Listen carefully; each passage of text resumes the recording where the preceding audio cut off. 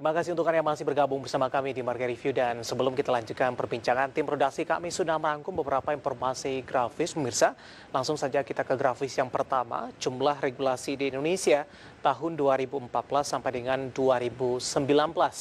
Dari sisi regulasi ini ada di angka 10.180, undang-undang di 131, peraturan pemerintah di 526, peraturan presiden di 839, peraturan menteri di 8.684. Jumlah regulasi di Indonesia tahun 2014 sampai dengan 2019. Kemudian kita beralih ke grafis selanjutnya, 9 negara yang sudah menerapkan Omnibus Law. Dapat Anda saksikan juga di layar televisi Anda pemirsa. Ada Singapura, Malaysia, kemudian juga ada Australia. Kemudian juga beberapa negara lainnya, ada Filipina juga pemirsa. Kemudian juga beberapa negara di Eropa ini. Beberapa negara atau 9 negara yang sudah menerapkan Omnibus Law. Kemudian kita beralih ke grafis selanjutnya. Tujuan dari Omnibus Law merampingkan regulasi dari segi jumlah, konsistensi, dan kerapihan pengaturan. Kemudian juga mengatasi tumpang tindihnya regulasi. Kemudian juga menyederhanakan peraturan agar tepat sasaran. Tujuan dari Omnibus Law merampingkan regulasi, mengatasi tumpang tindih regulasi, dan menyederhanakan peraturan agar tepat sasaran, dan semoga bisa menjadi salah satu referensi untuk Anda pemirsa. Kita lanjutkan kembali perbincangan bersama dengan Bapak Budi Susanto Sadiman, Direktur Pengembangan Bisnis Asosiasi Industri Aromatik, Olefin, dan juga Plastik. Pak Budi masih bergabung bersama kami, Pak. Halo Pak Budi. Ya, halo. Ya, kita lanjutkan kembali Pak Budi. Dari beberapa informasi grafis yang kami sampaikan tadi Pak Budi, ini lebih kepada penyederhanaan regulasi tadi ya Pak ya, kita juga sudah sempat bahas.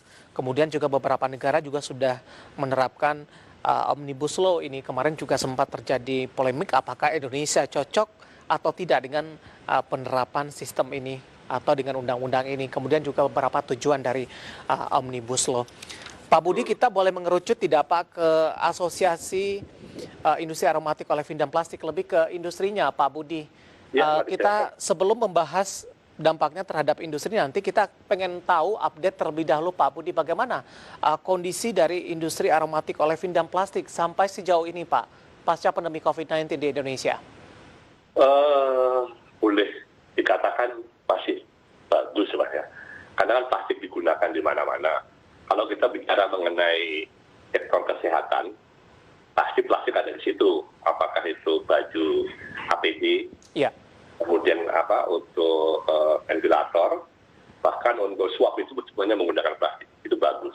Kemudian juga pertanian itu banyak menggunakan plastik, mulai dari karung pupuk sampai karung beras, dan juga waktu produksi menggunakan mulsa, kemudian dan sebagainya masih bagus.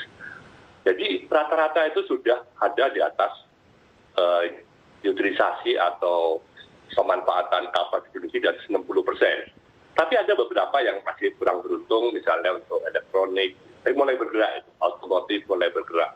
Dan justru kalau yang masih terpuruk adalah kantong plastik, kantong sekali pakai, yang terutama mereka pabrik-pabrik yang dekat dengan lokasi di mana daerahnya kayak Bogor itu mereka melarang. Sebetulnya kantong belanja itu nggak usah dilarang pun sekarang juga sudah menurun, karena yang belanja makin sedikit, apalagi dilarang. Justru malah yang menjadi masalah adalah pekerja-pekerja, misalnya para pemulung itu, ya ada yang komplain, yang banyak komplain adalah dari recycle sama pemulung. Nah itu, dari sektor industri plastik sebetulnya tidak terlalu parah, tidak terlalu menderita seperti sektor petrokimia, hotel, perjalanan, dan sebagainya. Nah, kalau industri hulunya itu malah kondisinya bagus sekali. Karena kita kan baru melayani sekitar 50, atau sekarang sudah 60% dari kebutuhan lokal. Karena pada saat kondisi pandemi ini importnya berkurang, sehingga industri yang di hulu, industri bahan baku plastik seperti Citra, dari Lotte, Politama, itu bisa melayani lebih baik, malah justru bisa membantu untuk memperoleh devisa untuk ekspor, walaupun sekarang sudah mulai menurun.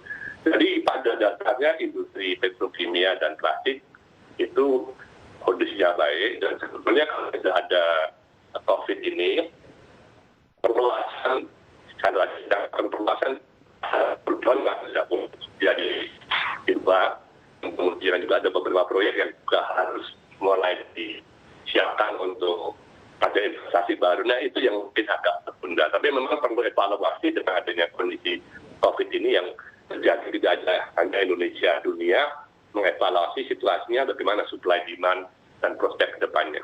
Ya, pada dasarnya industri plastik petrokimia oke, dan juga kita tidak ikut-ikut masalah masalah unjuk rasa karena paham kita kritis.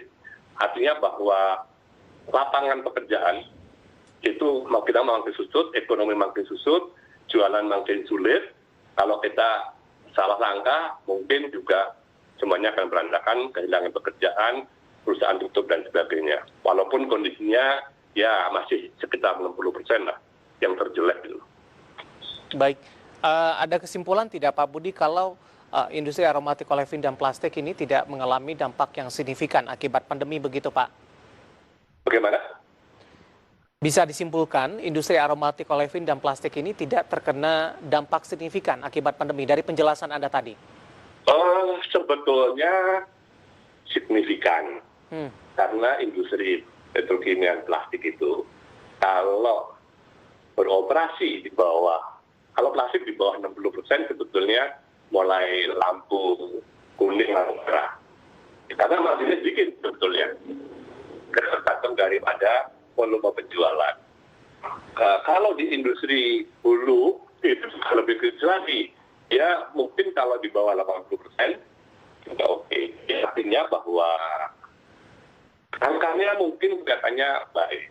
Karena saya lihat ada yang beroperasi hanya tinggal 30%, gitu kan, 25%. Nah kita masih 60%. Tapi jangan sampai situasinya memburuk. Karena begini, plastik itu kan dijual kepada misalnya industri makanan.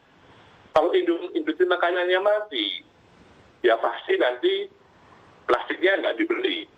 Lama-lama akan terpuruk.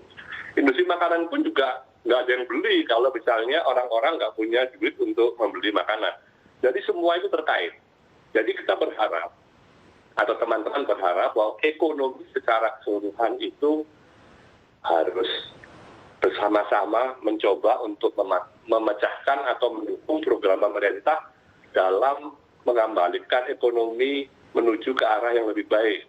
Kalau bisa lebih dari normal, gitu. Tapi kondisinya kan sulit itu.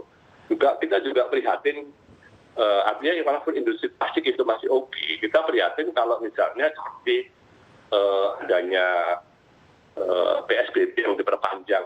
Terasa itu PSBB diperpanjang, langsung makin turun lagi penjualannya.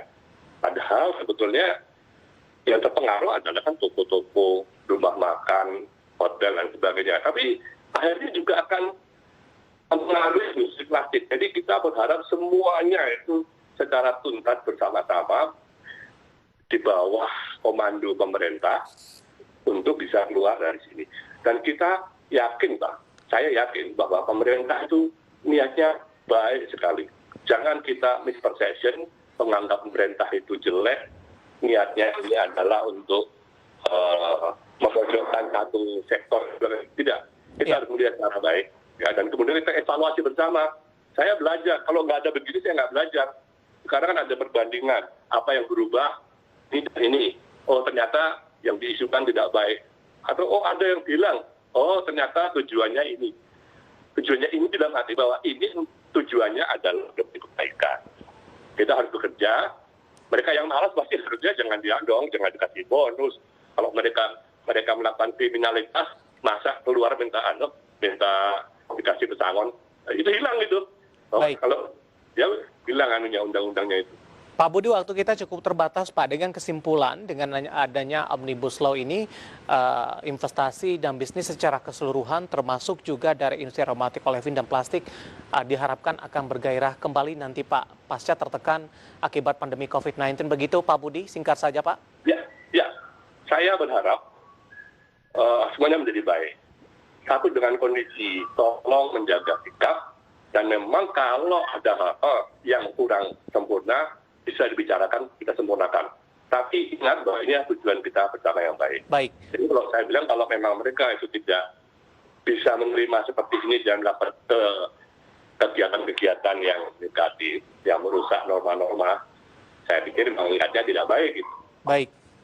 Pak Budi, terima kasih sudah bergabung bersama kami. Pak Budi, sehat selalu, Pak. Terima kasih. Baik, ada Pak Budi Susanto Sadiman, Direktur Pengembangan Bisnis Asosiasi Industri Aromatik, Olefin, dan Plastik. Kita akan jeda terlebih dahulu, pemirsa. Di segmen selanjutnya kita akan coba membahas topik yang berbeda. Kami akan segera kembali sesaat lagi.